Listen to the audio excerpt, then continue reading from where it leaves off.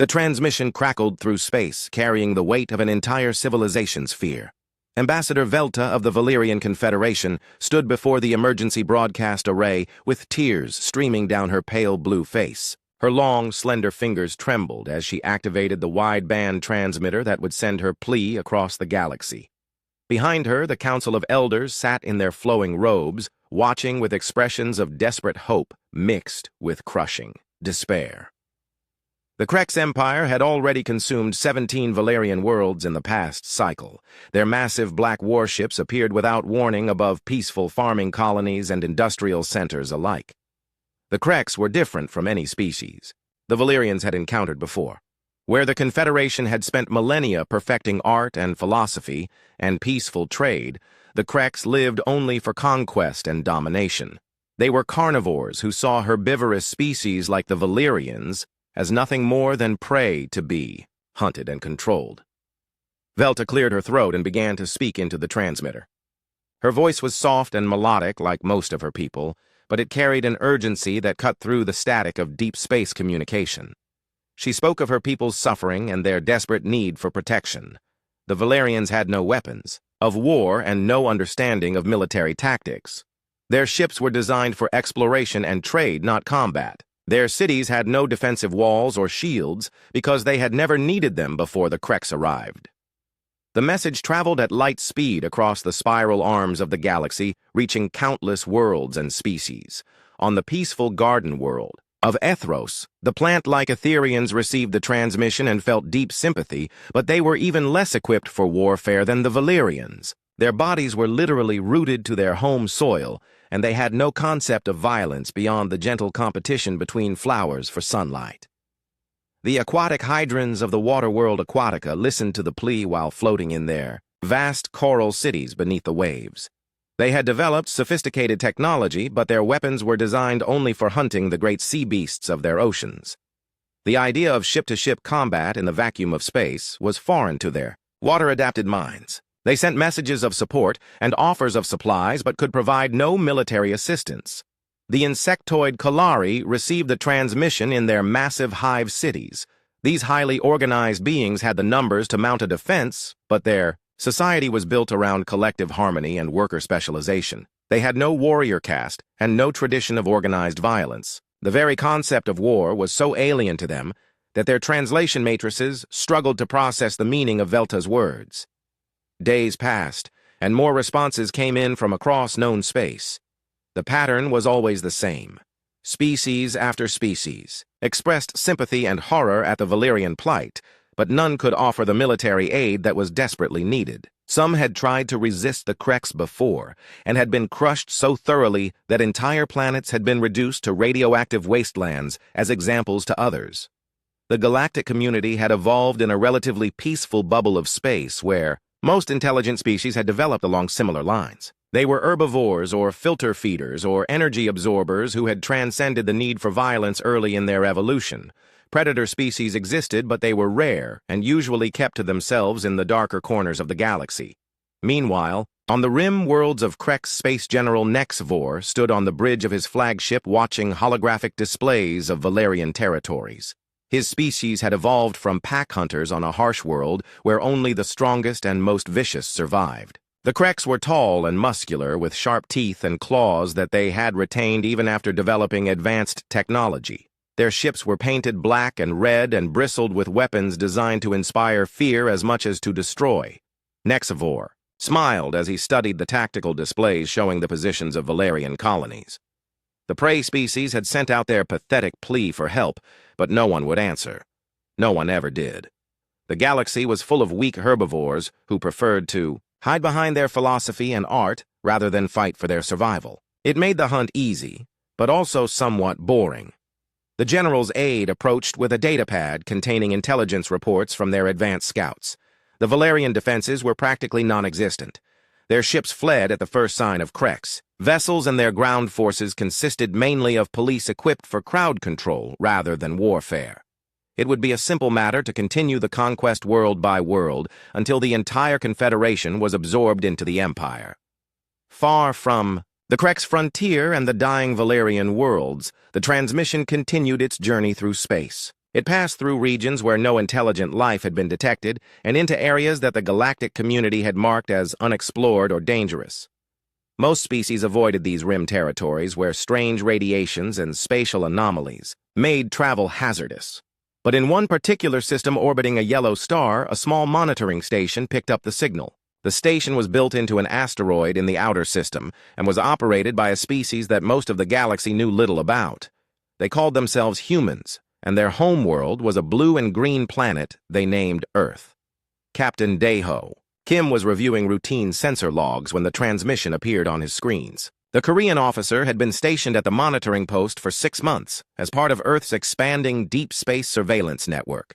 His job was to watch for potential threats to human space and to gather intelligence about alien civilizations that might pose future challenges. The Valerian message was unlike anything in the Earth database. Kim's translation software struggled with the alien language, but eventually produced a rough approximation of Velta's plea. As he read the desperate words asking for military assistance against an aggressive empire, Kim felt a chill run down his spine. This was exactly the kind of threat that Earth's military planners had been preparing for. Kim immediately sent an encrypted burst transmission back to Luna Base, where the Earth Defense Force maintained its primary command center. The message flashed across space at faster-than-light speed using human quantum communication technology that was more advanced than anything the galactic community possessed. Within hours, the transmission was being analyzed by teams of linguists and military strategists in the underground bunkers beneath the lunar surface. Admiral Boram Lee stood in the main command center, studying the translated message on the large, holographic display.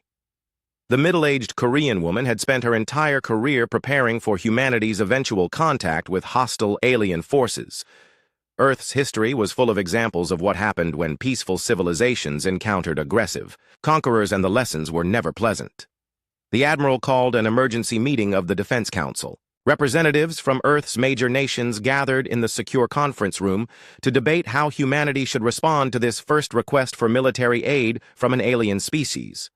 Defense Minister Tae-Jin Park argued that Earth should stay out of alien conflicts and focus on defending human space.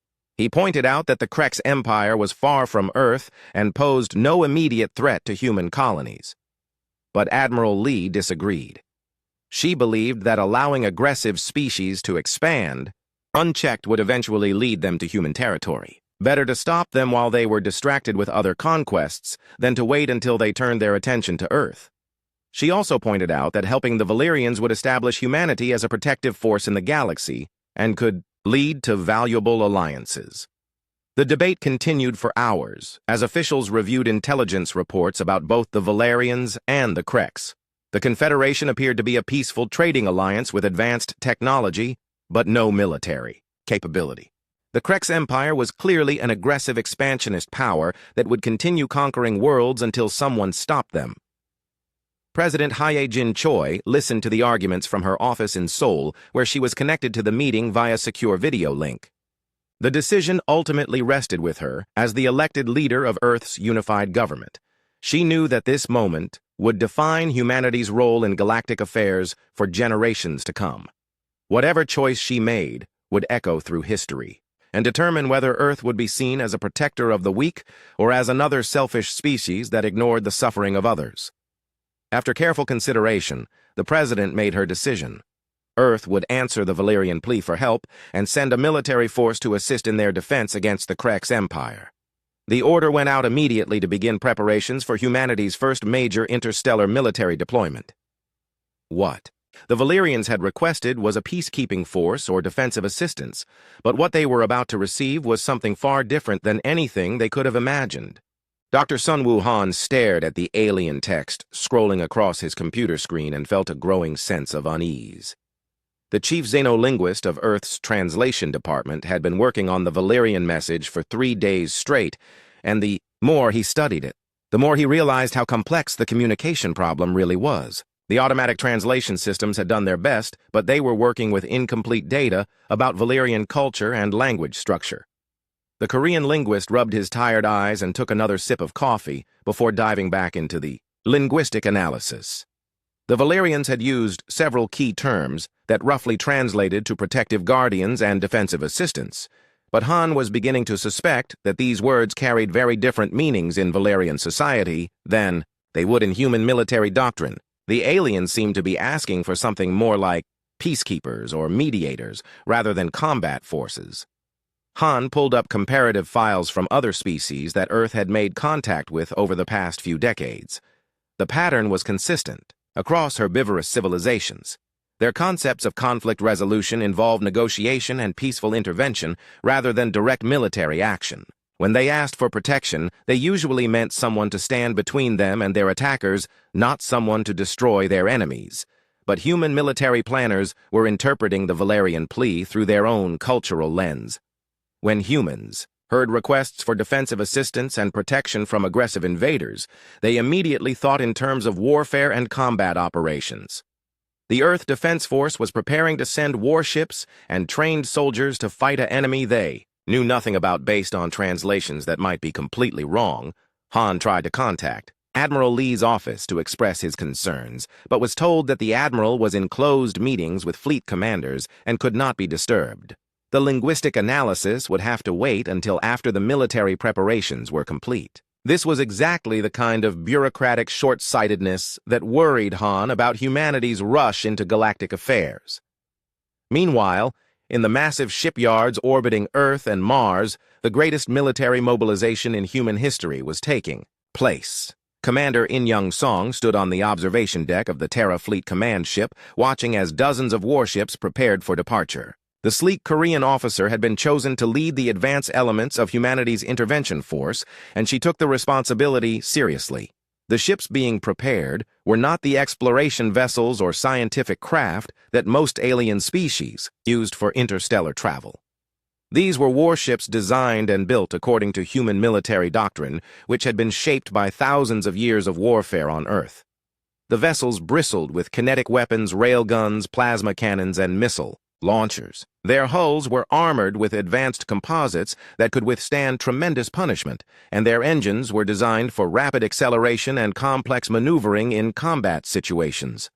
Song reviewed the tactical briefings that had been prepared based on what little intelligence Earth had gathered about the Krex Empire. The enemy appeared to use intimidation tactics and overwhelming force against weaker opponents, but their ships seemed to be built more for psychological impact than actual combat effectiveness. Human analysts suspected that the Krex had never faced serious military resistance and might be vulnerable to aggressive tactics. The commander walked through the ship's corridors, observing the final preparations. Marine units were loading their equipment and checking their weapons. Fighter pilots were running simulation exercises in their cockpits. Engineering teams were performing final system checks on the faster-than-light drive systems that would carry the fleet across hundreds of light-years to Valerian space. Marine Colonel Gitaek was briefing his troops in the main hangar bay about what they might face when they reached their destination. The Korean officer had served in numerous conflicts on Earth and understood better than most what urban warfare and planetary assault operations involved. His Marines were equipped with powered armor and advanced weapons designed for fighting other humans who were among the most dangerous opponents in the known galaxy. Explained to his troops that they would likely face enemy forces that had never encountered serious resistance before. The Krex had built their reputation by conquering peaceful herbivorous species who had no experience with modern warfare. But humans had spent their entire evolutionary history fighting each other and had developed military technology and tactics that were far more advanced than anything most alien species possessed. The colonel emphasized that they were going to protect innocent civilians from aggressive invaders, but that protection would require them to destroy enemy forces quickly and efficiently. There would be no time for lengthy negotiations or gradual escalation. Once the fighting started, it would be crucial to demonstrate overwhelming superiority to convince the Krex that continued aggression would be futile. Fleet Admiral Myung-Yu was in her command center, reviewing strike patterns and offensive strategies with her staff officers. The veteran Korean commander had spent decades studying military history and tactical doctrine from conflicts around the globe. She understood that successful military intervention required careful planning and decisive action rather than hesitant half-measures. The Admiral's strategy was based on shock and overwhelming force. The human fleet would enter Valerian space and immediately engage any Krex forces they encountered. Rather than trying to establish defensive positions around Valerian worlds, they would hunt down enemy ships and destroy them before they could retreat and regroup. The goal was to eliminate the Krex threat entirely, rather than simply forcing them to withdraw temporarily. You knew that this approach might seem excessively aggressive to the peaceful Valerians, but she also knew that halfway measures would only prolong the conflict and lead to more casualties on both sides. Military history showed that wars were won by forces that were willing to use decisive violence to achieve their objectives quickly, rather than by those who tried to minimize conflict through restraint. Back on the Valerian homeworld ambassador, Velta was eagerly monitoring deep space sensors for signs of the approaching help that had been promised. The response from the mysterious humans had been brief but encouraging. They had confirmed that a fleet was being dispatched to assist in the defense of Valerian territory and would arrive within days. Elder Kethra of the Valerian Council was meeting with other government officials to prepare for the arrival of their alien allies. The elderly Valerian leader imagined graceful ships carrying diplomats and peacekeepers who would negotiate with the Krex and convince them to end their aggressive expansion. Perhaps the humans had developed some form of advanced shielding technology that could protect Valerian worlds without requiring actual combat. The Valerians had prepared reception ceremonies and cultural exchange programs for their expected guests. They assumed that any species advanced enough for interstellar travel would share their appreciation for art and philosophy and peaceful coexistence. The idea that their rescuers might be primarily focused on warfare and violence was completely outside their conceptual framework. Velta reviewed the diplomatic protocols that would be used when the human fleet arrived. She had prepared presentations about Valerian culture and history, along with detailed information about their conflict with the Krex Empire. The ambassador hoped that the humans would be able to use their advanced technology and diplomatic skills to resolve the crisis without bloodshed. The Valerian leadership had no concept of what human military doctrine actually involved. Their own experience with conflict was limited to minor disputes over trade routes or resource allocation that were always resolved through negotiation and compromise. The idea of organized violence on the scale that humans considered normal was so far outside their experience that they literally could not imagine it. Meanwhile, in Krex space, General Nexvor was receiving reports about unusual activity in the outer systems. Long-range sensors had detected some kind of massive energy signatures moving through hyperspace toward Valerian territory, but the readings were unlike anything in the Krex database. The general assumed it was probably some kind of natural phenomenon, or perhaps an attempt by the Valerians to evacuate their populations to safer worlds. The Krex commander was not particularly concerned about whatever help the Valerians might have found. His intelligence reports indicated that no major military powers existed in this region of the galaxy. Most species were peaceful herbivores with minimal defensive capabilities and no experience with serious warfare. Even if the Valerians had somehow hired mercenaries or found ancient weapons, the Krex Empire had overwhelming numerical superiority and combat experience. Nexvor continued his preparations for the next phase of the conquest. Several more Valerian worlds were scheduled to be attacked within the next few cycles, and the general wanted to maintain the momentum of fear that kept enemy resistance to a minimum. Quick, decisive victories with minimal Krex casualties were the key to efficient expansion, and the prey species they had encountered so far made that strategy very effective. The space around the Valerian border system shimmered and twisted as reality itself seemed to bend and tear. Massive shapes emerged from the hyperspace tunnel, like predators stepping out of deep shadows. The human fleet materialized in perfect formation, with their angular hulls gleaming under the light of the distant star. These were not the graceful curves and peaceful designs that characterized most galactic civilizations, but rather vessels that looked like they had been built for one purpose only: Captain. Jin Ayasio stood on the bridge of the UES Indomitable, watching the tactical displays as her ship's sensors swept the surrounding space. The Korean officer had commanded warships for over 15 years, but this was her first deployment in alien territory. The responsibility of representing humanity to an entirely different species weighed heavily on her shoulders, even though her primary focus remained on the military mission.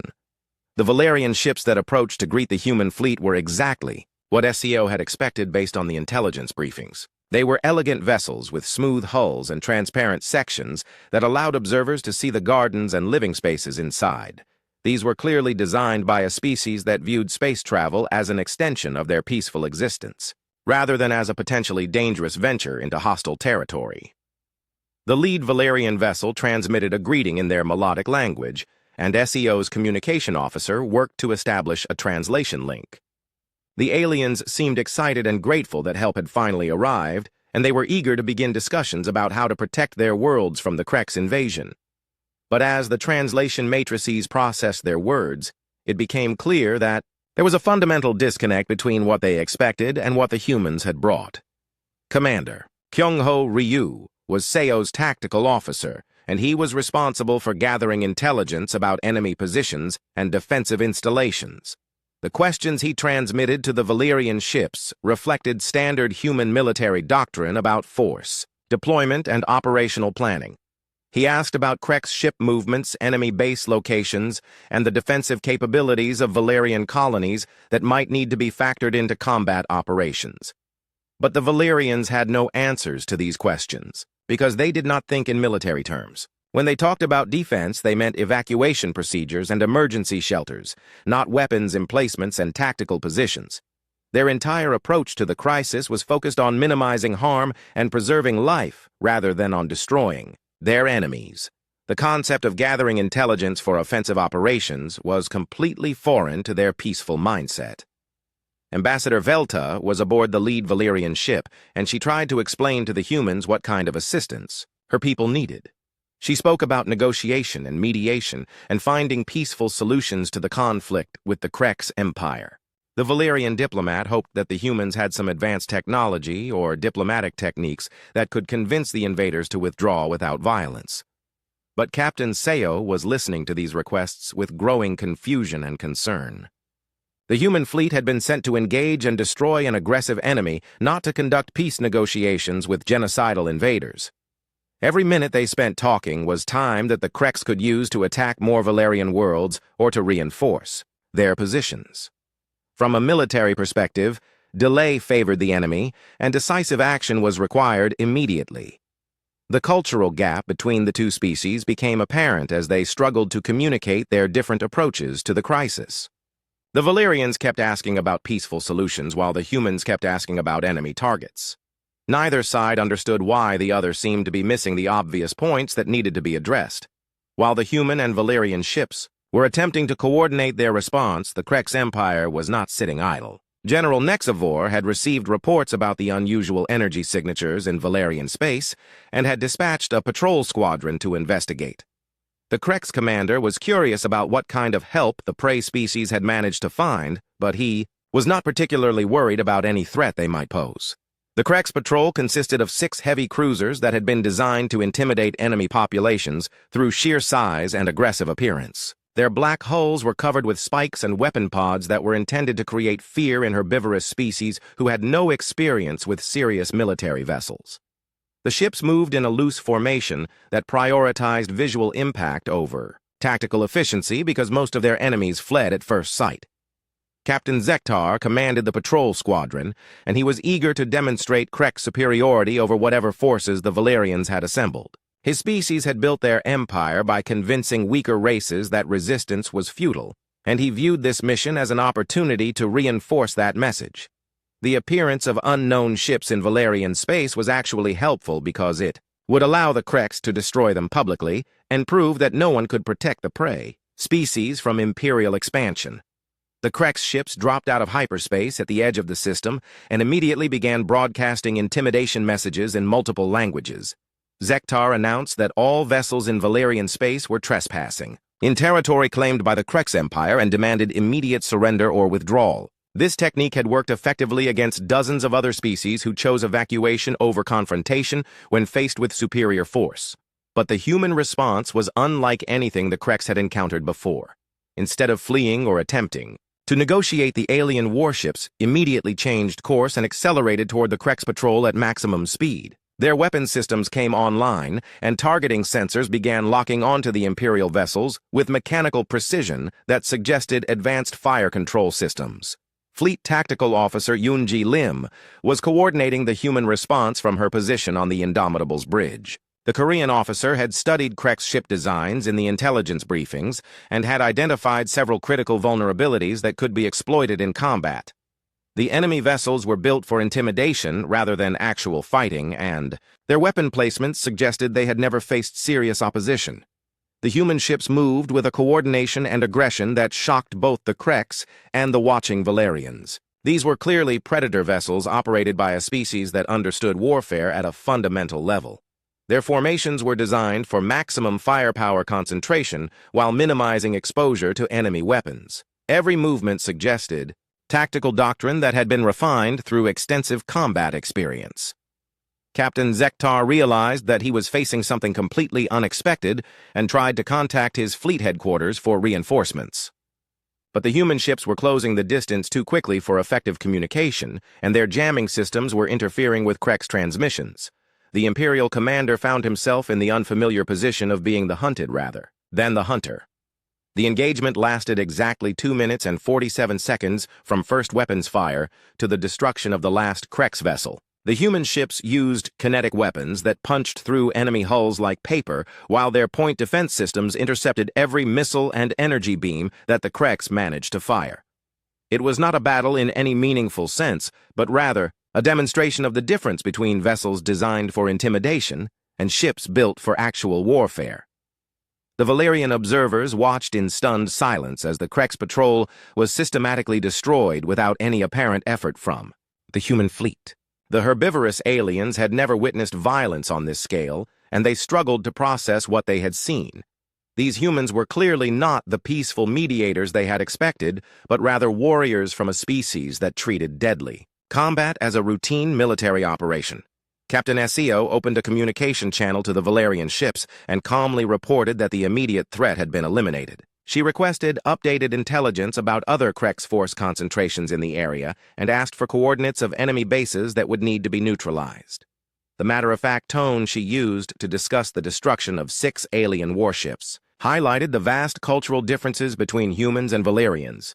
Ambassador Velta struggled to find words to respond to the human captain. The swift and total elimination of the Krek's patrol had certainly solved the immediate problem, but it had also raised disturbing questions about what kind of species they had called for help. The Valerians had wanted protection, but they had received something that looked more like conquest by a different set of predators. The news of the patrol's destruction spread quickly through both Krek's and Valerian communication networks. For the Krek's empire, it was the first time in decades that one of their military units had been completely destroyed by enemy action. The implications were staggering because it suggested that their intimidation-based strategy might not work against all potential opponents. For the Valerians, the demonstration of human military capability was both reassuring and terrifying. They finally had protectors who were clearly capable of standing up to the Krek's empire, but these protectors used methods that were completely alien to Valerian philosophy and ethics. General Nexivor stood in the command center of his flagship studying tactical displays that showed the complete destruction of Patrol Squadron 7. The veteran Krek's commander had served in over 30 conquest campaigns and had never seen anything like the sensor recordings his surviving ships had transmitted before being eliminated. The unknown alien vessels had moved and fought with a precision and lethality that defied everything he understood about galactic military capabilities. The general's aide approached with additional intelligence reports from other sectors of the front. Long-range sensors were detecting unusual hyperspace signatures throughout Valerian territory as more alien ships continued to arrive. These mysterious humans were not just sending a token force to assist the herbivorous prey species, but were apparently deploying a significant military fleet for extended operations. Nexivor felt a stirring of excitement that he had not experienced in years. The Krek's empire had grown powerful by conquering weak opponents who offered little resistance, but that very ease of victory had made military service somewhat boring for ambitious officers. The prospect of facing an enemy that might actually fight back was both concerning and thrilling for a species that had evolved from pack hunters. The general immediately began planning a major offensive to eliminate this new threat before it could interfere further with Imperial expansion. He would deploy the 3rd Battle Fleet with over 60 warships to demonstrate that no species could challenge Krek's dominance in this region of space.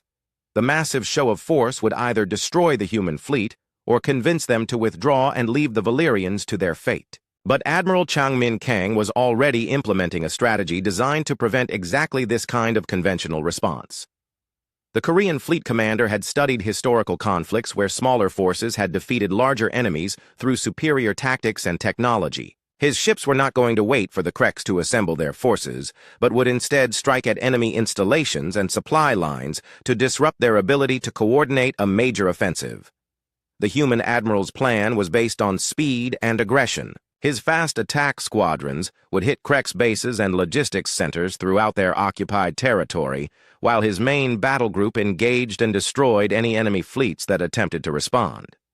The goal was to force the Kreks into reactive mode, where they would be responding to human initiatives rather than implementing their own strategy. Lieutenant Sujin Nam was one of the fighter pilots assigned to the first wave of attacks against Kreks installations. The young Korean officer sat in her cockpit, reviewing target data, as her squadron prepared to launch from the carrier UES Decisive. Her fighter was a sleek predatory craft designed for space superiority and ground attack missions against heavily defended targets. Nam's squadron was tasked with neutralizing the orbital defense platforms around a major Kreks supply depot in the captured Valerian system of Kelros. The enemy installations were large and heavily armed, but they had been designed to intimidate planetary populations rather than to fight against military forces equipped with modern weapons and tactics. The human fighters accelerated away from their carrier and immediately engaged their stealth systems to avoid detection by Kreks sensors. These were not the crude jamming devices used by most galactic species, but rather advanced technology that could bend electromagnetic radiation around the fighter hulls to make them effectively invisible to enemy detection systems. Nam felt her heart rate increase as her squadron approached the target system. This would be her first combat mission against alien enemies, and she was eager to prove that human military training was superior to whatever the Kreks had developed. The enemy ships ahead represented a threat to innocent civilians, and it was her job to eliminate that threat quickly and efficiently. The Kreks defense platforms detected the approaching fighters only seconds before the attack began. Their automated systems attempted to engage the human craft, but discovered that their targeting computers could not lock on to the stealthed fighters. The enemy weapons fired blindly into space, while the human pilots calmly selected their targets and launched precision strikes. Nam's fighter carried advanced missiles with penetrating warheads, designed to punch through heavy armor and destroy critical systems. She watched her targeting display as the weapon tracked toward one of the largest defense platforms and detonated deep inside its structure. The massive station broke apart in a chain of secondary explosions that lit up the darkness of space. The attack on the Kelros system was repeated simultaneously at 17 other Kreks installations throughout their occupied territory. Human strike forces appeared without warning and systematically destroyed enemy defenses before withdrawing to attack new targets. The speed and coordination of the assault demonstrated military planning and execution capabilities that the Kreks had never encountered. But the most shocking aspect of the human offensive was not their technology or tactics, but rather the ruthless efficiency with which they eliminated opposition. When Kreks ships attempted to fight back, they were destroyed with surgical precision. When enemy forces tried to flee, they were hunted down and eliminated to prevent them from regrouping. The humans fought with a cold professional competence that suggested extensive experience with warfare against equally dangerous opponents. Colonel Woo Sung-yoon led the boarding parties that captured intact Kreks vessels for intelligence gathering. The Korean Marine officer and his troops used powered armor and advanced weapons to storm enemy ships and neutralize their crews. What they found aboard the captured vessels provided valuable insights into Kreks' military doctrine and strategic planning. The human Marines discovered that Kreks warships were designed primarily for intimidation rather than actual combat. Their weapon systems were powerful but inflexible, and their crew quarters were built for comfort rather than efficiency during extended operations. Most importantly, the Kreks soldiers themselves seemed to lack the training and mindset necessary for serious military operations against competent opponents. Yoon's intelligence teams found evidence that the Kreks Empire had never faced organized resistance from any of their previous victims. Their tactical manuals focused on suppressing civilian populations rather than fighting enemy military forces. Their logistics systems assumed short campaigns against weak opponents, rather than extended conflicts against determined adversaries. The close-quarters combat aboard the captured Krex ships revealed fundamental differences between the two species that went beyond mere technology and tactics. The human Marines moved with a speed and aggression that overwhelmed their opponents, while also demonstrating pain tolerance and endurance that seemed impossible to the alien soldiers. Private Minho Choi found himself in hand-to-hand combat with a Krex warrior who outweighed him by 50 kilograms and had natural weapons in the form of claws and fangs. But the human soldier had been trained to fight against other humans, who were among the most dangerous predators in known space. His combat techniques and mental conditioning allowed him to defeat an opponent who should have had every physical advantage. The Krex soldier lay unconscious on the deck, while Choi secured the area for his squad's advance. The young Marine felt no satisfaction from the violence, but he understood that sometimes peace could only be preserved through decisive action against those who threatened innocent people. This was a lesson that human history had taught through countless conflicts between competing groups and nations. Word of the human offensive spread rapidly through Krex communication networks as base after base reported coordinated attacks by unknown alien forces. The reports were initially dismissed as impossible because no species in this region of the galaxy possessed such advanced military capabilities. But as more detailed intelligence arrived, it became clear that the Krex Empire was facing something unprecedented. The aliens called humans had apparently evolved on what military analysts would classify as a death world. Their planet had produced not just one apex predator species, but an entire ecosystem of dangerous life forms that competed for survival through violence and adaptation. The humans themselves had spent their entire evolutionary history fighting each other and had developed weapons and tactics that reflected millions of years of warfare. General Nexvor studied the incoming reports with growing amazement and concern. These humans fought with a ferocity and competence that exceeded even the Krex military tradition. Their ships moved like hunters stalking prey, while their ground forces attacked with coordinated precision that suggested extensive combat experience. Most disturbing of all, they seemed to view the destruction of enemy forces as a routine military operation rather than as something to be celebrated or feared. The Third Battle Fleet was still assembling for the planned offensive against human forces, but intelligence reports suggested that waiting for a conventional response might be a mistake. The humans were not fighting like typical prey species who would retreat when faced with superior numbers. Instead, they were systematically dismantling Krex military infrastructure and seemed prepared for extended operations deep in enemy territory. The surrender came exactly 23 days after the first human ships had entered Valerian space.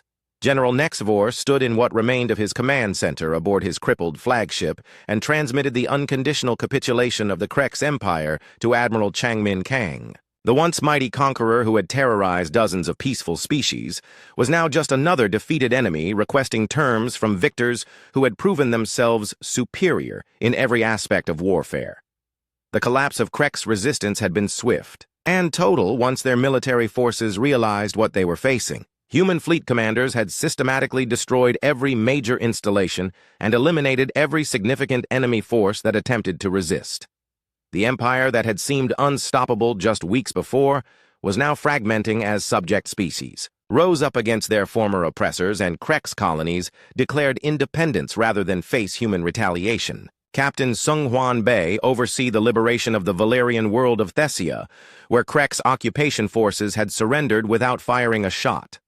The Korean officer watched from his ship's bridge as refugee transports began returning displaced civilians to their homes and cities. The speed of the victory had been remarkable, but the aftermath was proving to be much more complex than anyone had anticipated.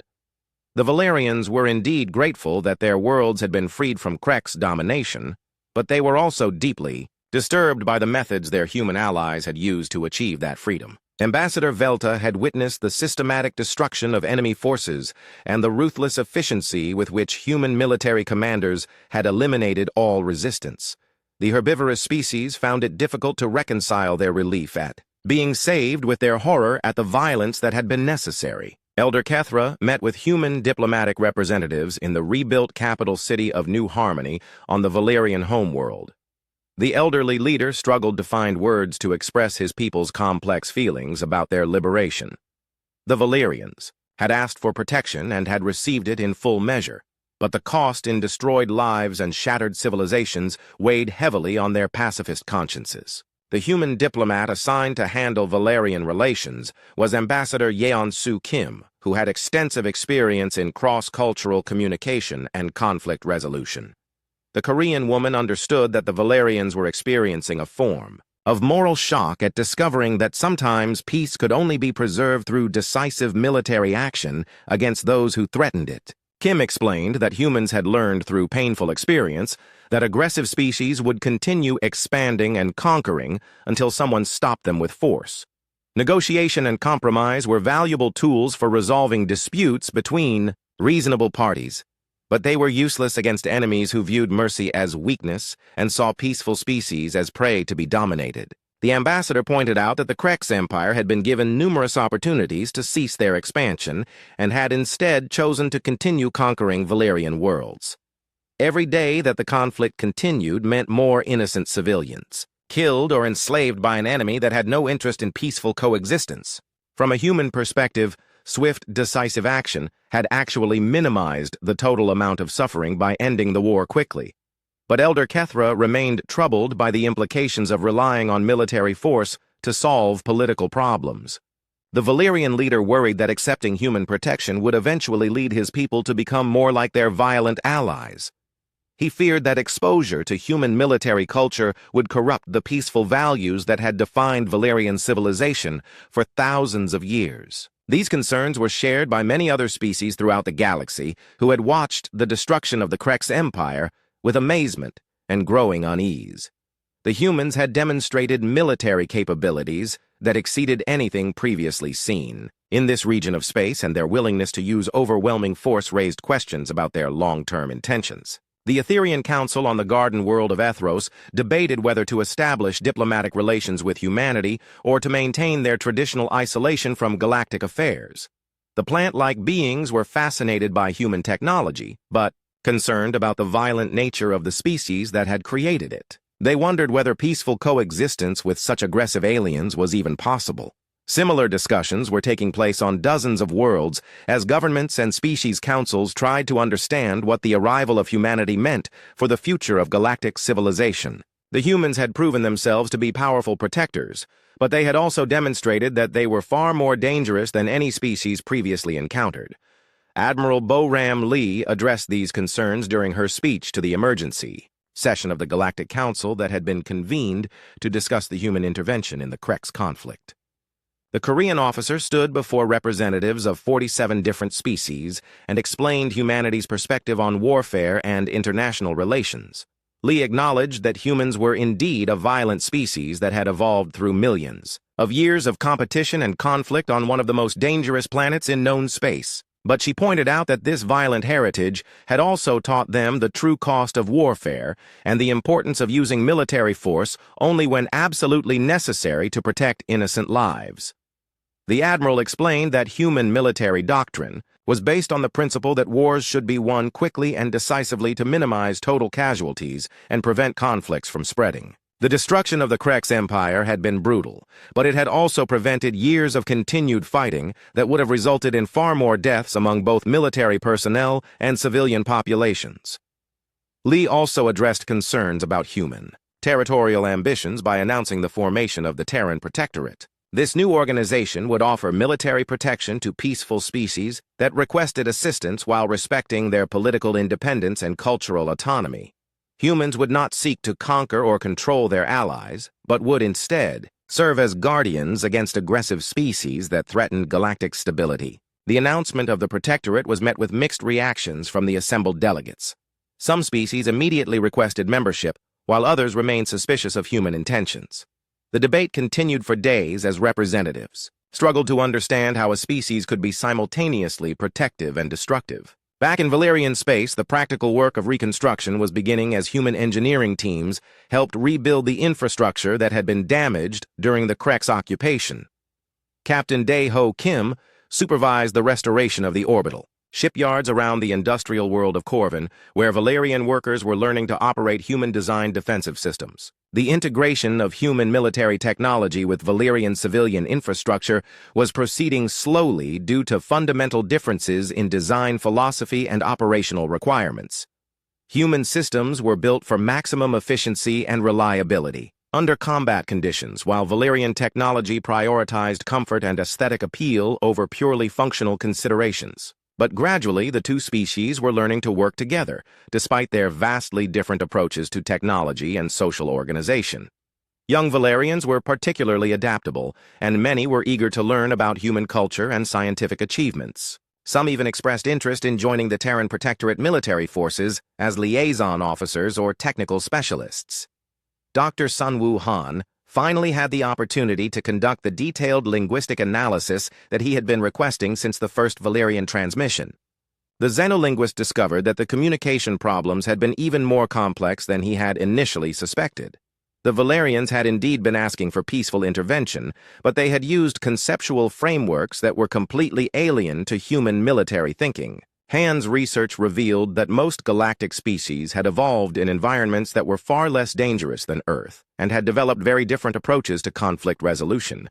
The idea of organized violence on the scale that humans considered normal was literally inconceivable to herbivorous species that had never faced serious predatory threats during their evolutionary development. This discovery led to the establishment of the Xenocultural Institute on Luna Base, where human and alien researchers worked together to develop better communication protocols and cultural exchange programs.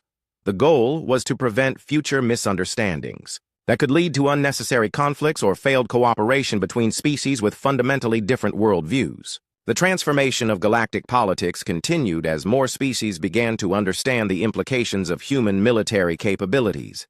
The arrival of a true predator species had shattered the peaceful balance that had existed for millennia and forced every civilization to reconsider their assumptions about warfare and international relations. Some species chose to align themselves with humanity and requested protectorate membership, while others attempted to maintain neutrality or even organize defensive alliances against potential human expansion. The galaxy was becoming divided between those who saw humans as protectors and those who viewed them as the ultimate threat to galactic peace.